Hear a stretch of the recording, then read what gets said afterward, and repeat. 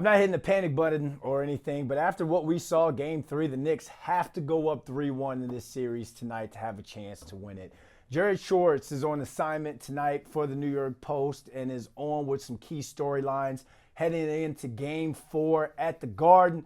Jared, what's going on, my man? How you feeling? Pretty good. It's game four tonight. It feels like this is the series here tonight. Do or die. And again, not even hitting the panic button. But after what we saw, something's got to go down tonight. But before we even start talking about the game and breaking down some of these X's and O's and your article that you have up on the Post website, let's start by talking about Karl-Anthony Towns' finger. He wasn't included on the injury report on Sunday, and he was full go at practice. But there's a lot of people out there that think that his injured left ring finger may be fractured and think that that's holding him and this offense back.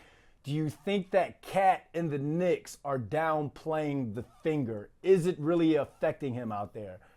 Yeah, during game three, it went viral on X or Twitter. That video of him, he was holding his finger, and it looked like he said, "I broke it." If you read his lips in the video, after the game, we asked him, "How was the finger? Did you break it?" And all this stuff, and he said three times, "It is what it is. It is what it is. It is what it is." He wouldn't really talk about the injury when we asked him if he even got an MRI. He wouldn't answer that. He said he'd leave that to the team to tell us, and of course, the team wouldn't tell us.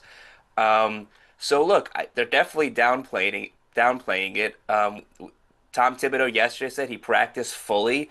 Like you said, he's not on the injury report, but the finger is definitely bothering him. We asked Josh Hart yesterday, how did Cat look in practice? We were just trying to get some details in how badly this finger is injured, and he kind of deflected to himself. He said, "Well, I can't even count on one hand the amount of injuries that I'm dealing with." So, there's not a lot of information coming out about this finger, but the one thing that stands out is Towns is 1 for 7 this whole series from 3-point range, and that's a problem because the Knicks are at his best when he's stretching the floor, when he's making his threes.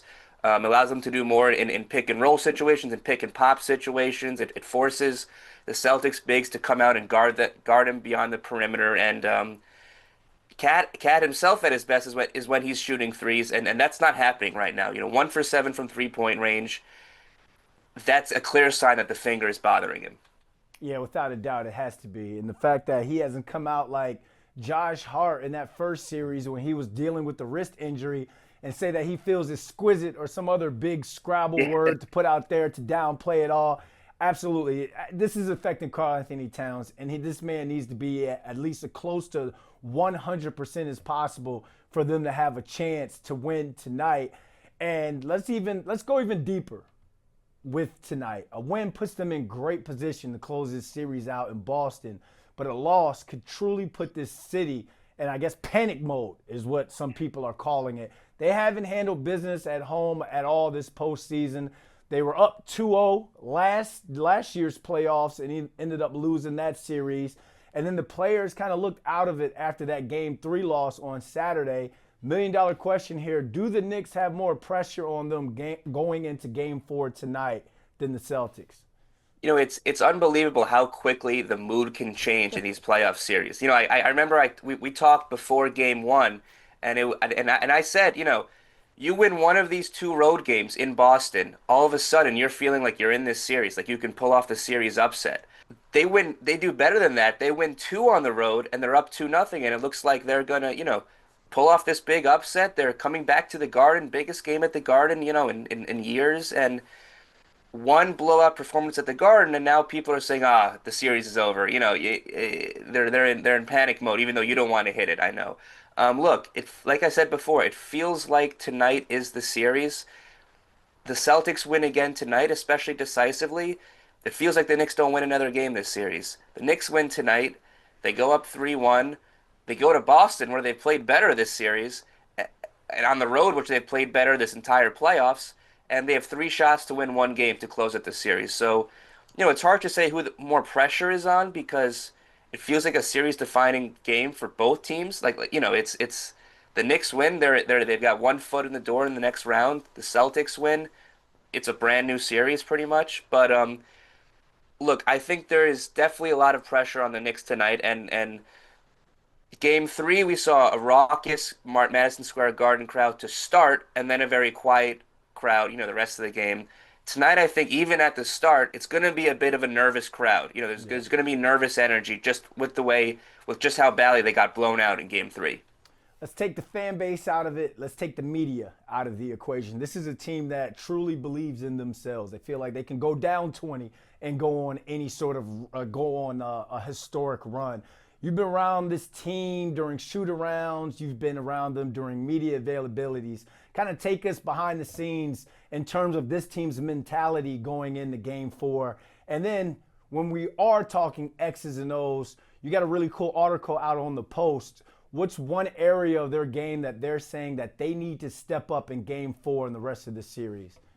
But one thing that almost to a T every player said after game three was we didn't come out with the urgency that we needed. The Celtics came out with more urgency than we did, more desperation, more force. And, that's something that's worrying and that's something that's almost hard to believe because it's been consistent throughout the playoffs. They've gotten into holes, in both rounds against the Pistons and against the Celtics and needed these comebacks in the second half and in the fourth quarter. And if they weren't so good in the fourth quarter, these playoffs could look a lot different.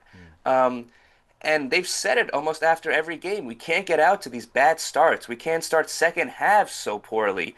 But nothing has changed. And, I asked Josh Hart yesterday, you guys keep talking about playing with more urgency. How do you actually make sure you do play with more urgency? And he didn't really have a great answer. He said, "Look, it's the playoffs. This is what you dream about. This is what you work all year for. If you can't play with urgency now, when can you?" And he really just said, you know, we can talk about it as much as we want. At the end of the day, it just comes down to each player's heart. No pun intended with being Josh Hart, but it comes down to each player's heart and will. And he kind of vowed that today or tonight they will come out with that urgency. But it's most like in terms of the X's and O's, it's most noticeable with the starting lineup. In the article I wrote today, when the five Knicks starters are on the court together, they're getting outscored by 29 points this series, combined between the three games. And that's concerning. That's mostly at the start of games and mostly at the start of the second half. And that's what Josh Hart kind of pointed to, saying, we got to just start games and start second halves better. We're getting out on these huge holes in the first quarter. We're taking leads into halftime and then blowing them when the second half starts. It's not a recipe for success. Now, in the first two games of this series, they've managed to overcome it. In a couple games of that Pistons series, they managed to overcome it. But the Celtics are too good where you keep spotting them these leads, they're going to bury you. They have that killer instinct. They're going to bury you, and they can't afford to get off to that kind of start again tonight. I think the players, the fan base, and the media are all on the same page when I think we can all agree that this team has to play with more urgency in the start of a game and the start of the third quarter. So give us your keys to a victory for tonight. Preview game four for us, Jarrett. I think it really comes down to the 3-point defense. Look, the first two games, the Celtics missed a ton of threes. A lot of them were open, but the Knicks did do a better job in limiting some of their threes. Game three, the Celtics explode 50% from three, and that's the game right there. One thing that was kind of unique or confusing, game the first two games of the series, the Knicks switched everything on defense. Every screen they switched, and it worked well. It forced the Celtics to play more isolation, and they were doing a good job with those switches. Game three, they used a lot of drop coverage, especially with Karl-Anthony Towns. And that led to a lot of open Celtics three-pointers. And we'll see what they decide to go with tonight. Tom Thibodeau, of course, didn't reveal much about that decision and what he, wants to do going forward. But that was a bit of a curious decision because the switching was going so well the first two games. He decided to switch it up a little bit in game three with the drop coverage. We'll see what wrinkle he has tonight in game four. 3-point defense and Mitch Robinson needing to hit some Yeah. free throws. Keys to the games easily. Jarrett, enjoy the game tonight. I don't get a chance to be at the Garden. I got to watch from home, but it's going to be definitely going to be a vibe. We'll chat later on this week for games 5 and 6. Absolutely. Always a pleasure to be on.